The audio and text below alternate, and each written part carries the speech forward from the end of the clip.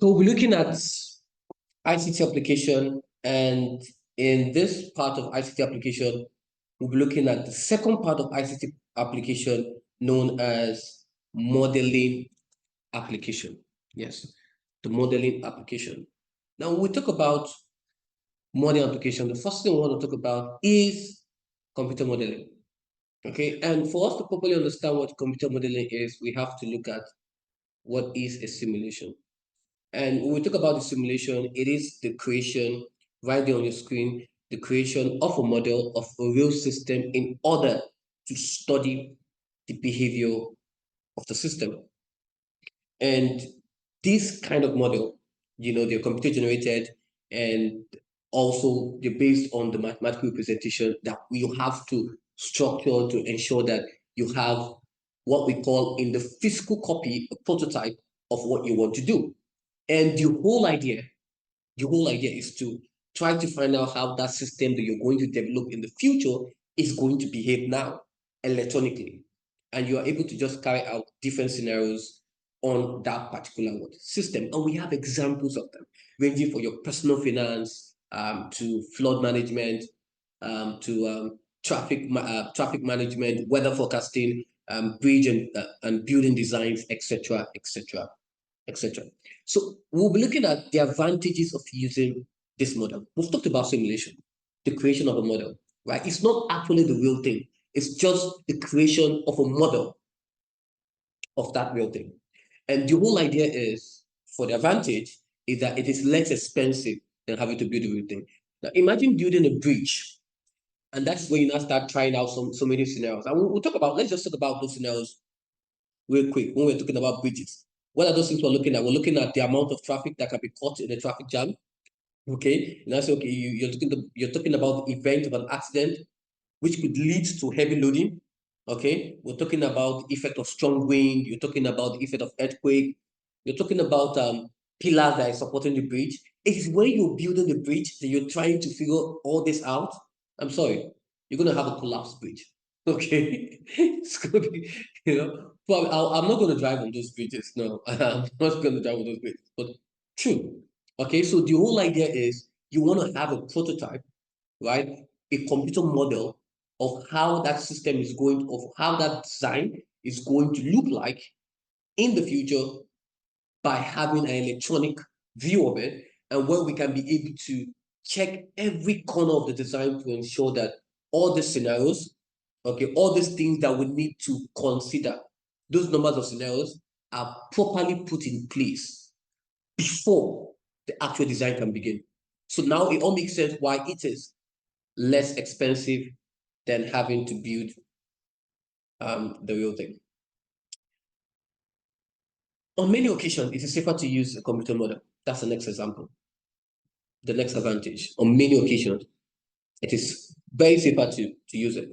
Why is it safer? You talk about nuclear reactors, you talk about chemical processes. It's not something you build and you start running those scenarios to see if it's going to be hazardous or if it's going to work the way. You want to have a model of those things, right? To see how they actually work, how the reactor is working, the chemical processes, to in case of flood and etc., all those scenarios. You want to look at all those things to see how this system behave, predicting the behavior of the system, studying how they behave before they are being built. Okay, and no, it is a no-brainer that with a computer modeling, we can be able to try out various scenarios in advance. Things we cannot even do when we build the real thing. You can't build a house and start looking at, this roof that I'm putting in this house, hope it will be strong enough to withstand the wind. That's literally there's no sense in that. Literally, and that is very, very important. However, for disadvantages, it is only as good as the programming or the data entered. A model is only as good. If the data are insufficient, you will have an insufficient design. If the programming is not good, you don't get to have a good program. So all these things, they have to be a form of check and balance. And that is why that can be a disadvantage. If you don't factor in so many scenarios towards what you're going to build, because most of you at the end of the day, listening to me, might end up becoming, architectures, designers, and you want to build things. You want to turn ideas into reality. This modeling is very essential for you, because if you're going to build a house that people are going to live in, if you're going to build an organization that thousands of people are going to reside in, you have to factor in all these things. And that simply means having a model of how the system is going to behave before there's a license of actual building. Please, this is very, very important.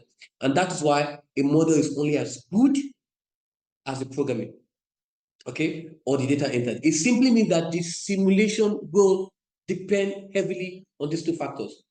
If the data is insufficient, the programming is not good, I'm sorry, it's going to be a disaster.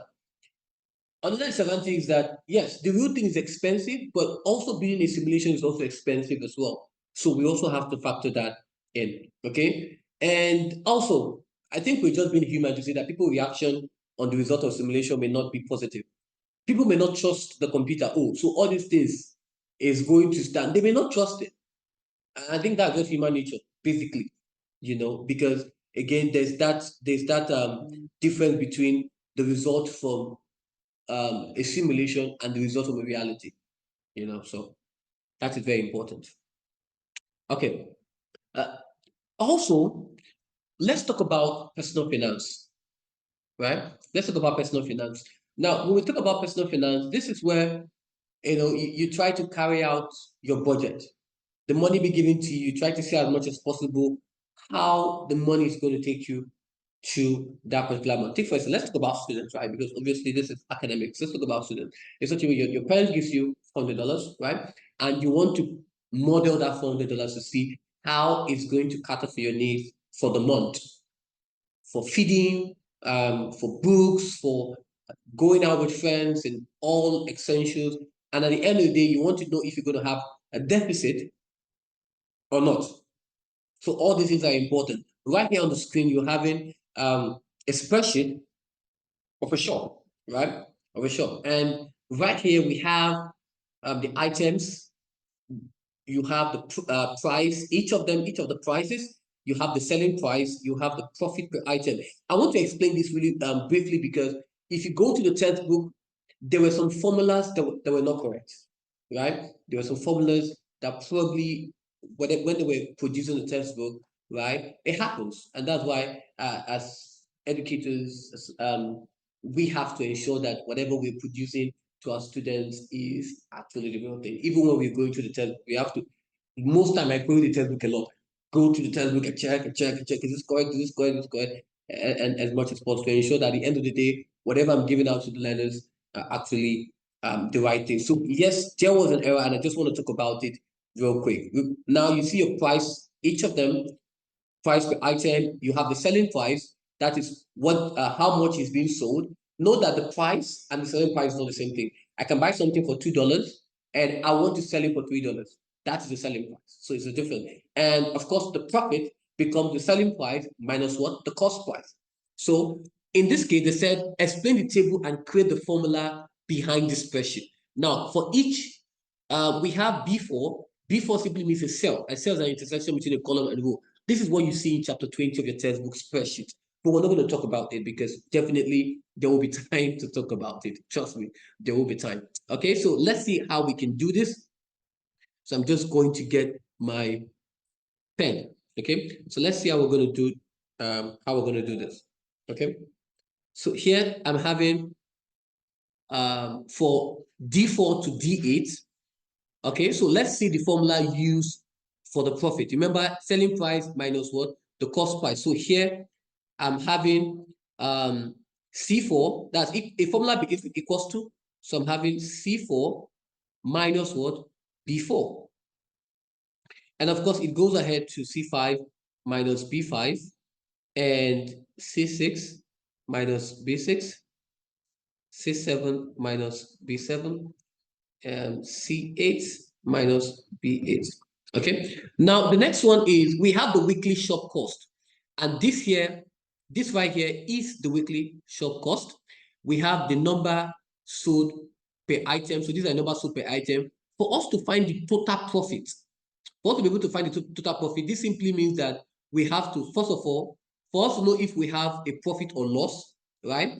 We have to, first of all, add, right? We have to add all these items. Now, we talk about formula. Formula are really statement that is used to, really statement by users is used to perform a particular what calculation, right? But when we talk about functions, we're going to use functions for this, right? Functions are more of the predefined, right? Those predefined formulas, predefined calculations that are used to carry out a specific task, right? And we have those functions like sum, max, mean, average, etc., etc. You see all this information I'm talking about in chapter 20 of your textbook, but I'm just citing them for reference purposes. So if I'm going to use the function we're adding, the function for this is going to be sum, right? We're going to use sum for this. I'm going to use sum for this. So I'm going to have equals to sum, right? And then we have our arguments. Arguments don't include any form of arithmetic operators. Literally, that's why we have formulas, right? So we'll actually use an argument which is separated with a comma, although we use a range. A range is a collection of more than one cells, right? Now, I'm just teaching chapter 20 all over again. I was not even there yet. Okay, all right? So we're just having fun with it. So to do this is going to be G4. Now, this means to. Look at it. This means this represents 2. This column here represents what? 2. So whenever I see that, you simply don't mean that's what? 2. And then you have G8. Right? So when we add this together, we're going to have the total. But for us to know if we have a profit and loss, we're going to add this total minus the weekly shop cost. Okay? And the weekly shop cost is what? E10. That's how we reference itself. Right? So this is going to be minus E10. This is how we got this forward for this particular G10. To get G4 to G8, this is just equals to for us to get this, right? For us to get this, right? This simply means that for us to get a profit for each of the item, this would mean that the profit that you have made for that item times the number of what sold item. So here you have equals to D4. Probably I should have explained this first, but it's fine. D4 times F4. So D4 times F4 is going to give us what? This particular what? Value. And then we can just replicate across board. D5 times F5 equals to D6 times F6 equals to D7 times F7. Please, before we get to spreadsheets, take your math class very seriously, because if you're having issue with math, basically you're going to have a lot of challenge in your spreadsheet. So math is the requirement, is the basic requirement for understanding spreadsheets. Yes. Okay. In university, what we call computational and numerical and computational analysis, right? It's still spreadsheet. So it simply means that you need to understand the mathematical aspect before we can translate it into computational. So this is very, very important. Okay. All right. So I think this is clear. Is there any question on this? And then we can now proceed to other things as well. So let's look at this.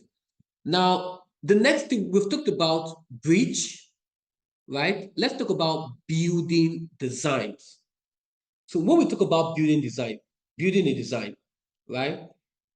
Once the building has been done digitally, it is possible for us to zoom into those images, right? So that the fine details can be seen. Okay, for students who are doing D&T, you probably have seen Mr. Henry, do some very crazy buildings, with AutoCAD, right? And those buildings are really, really amazing, so amazing. Okay, now it's just an idea. Okay, again, the designs can be rotated. You can be able to rotate the building, right, into different ways to be able to allow different views to be made so that you know how well the building is going to look like. So this is very, very important. Okay, for traffic management, let's talk about traffic management. And we're looking at traffic management in two ways. Closure of motorway lanes, right? For example, repairs can be made may need to be made on some part of the central barriers on the 8-lane motorways. Okay, so what happens is that so the organization responsible for it will need to model an impact on the road work, on the traffic, the impact of traffic on the remaining road work to see how to control the traffic while these other lanes are being worked on. Okay, and that gives us a model to be able to look at so many scenarios on how that can be done. Even when we talk about traffic light simulations on a cross on a Y junction, you know what's Y junction? It has 3 sections. Y, right? So 3 sections. So you probably will be having something like this, a Y section, say something like this, right? So that can just be a Y section, right? With vehicles coming in, going here, coming here, and then maybe there's a traffic light here, a traffic light here, and then a traffic light here. Okay, so the whole idea is in this simulation, it is very necessary to consider how and what data needs to be collected, how the simulations is going to be carried out, and of course, one important thing that we need to look at is how the system, okay, would work in real life. This is very important. For weather forecasting, let's talk about weather forecasting. For weather forecasting, we have what we call a weather station. Weather station. Okay. Now, these weather stations are set to what? Automatically gather data from what? The environment. They gather data from what? The environment. Okay. That's what they do. Okay. And they are usually automatic, and they're usually automatic. It simply, when we talk about automatic, it simply means that these data are collected by the computers, and we use a varieties of sensor to measure. A varieties of sensor to measure. Okay, I'm just going to switch to an available workspace.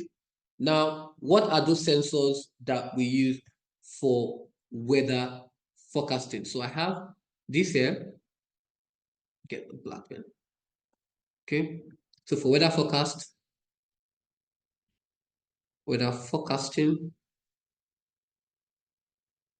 So what are those sensors that we're going to use? So here I have temperature. I have rainfall. I have wind speed. I have wind direction. Thank you. Humidity, humidity, humidity. And yes, there's one more. I think we have, yes, barometric, metric pressure, pressure. All right.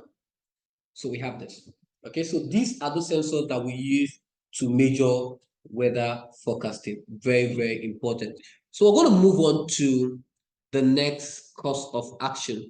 And we're going to talk about, we're just going to skip. Okay, let's talk about this class work real quick, right? Here's a list of 5 simulation model and also a list of 5 reasons why models are carried out.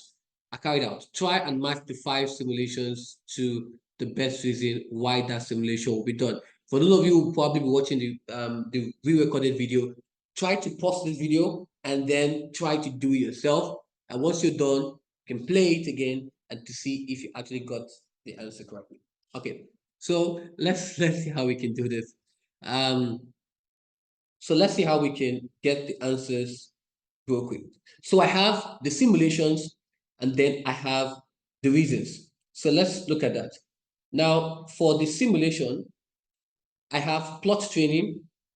Okay, I have plot training. I have environmental modeling, simulation bridge loading, nuclear reactor models, etc., etc. So For the reasons, for pilot training, I think pilot training is easier to make changes to a model. Cost of building the real thing is too expensive. That is a new, yes, bridge. That's for bridge. So let's start with that's a bridge. So this is a bridge. Yes, let's do this. A bridge. Some simulations are too dangerous to humans. Okay, so that's a nuclear reactor. Take too long to get results back from real thing.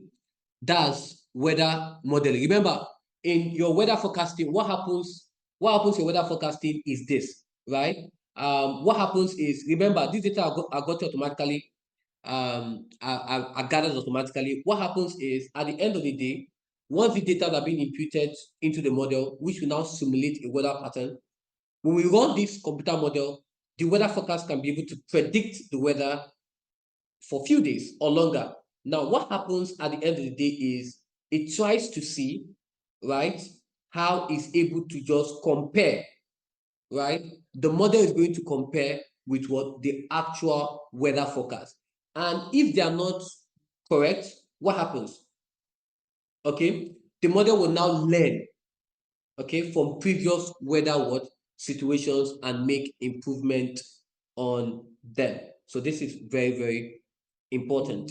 Now, this is very, very important. So the next one is safer. So I have this for pilot, and then it's important to do the task for you, that's space exploration.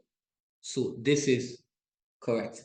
All right. So the next one we're going to look at right now is, so this is the finance. We've talked about all this bridge and buildings, and of course, we've talked about traffic management of all this, right? All right. So the next one we're going to look at is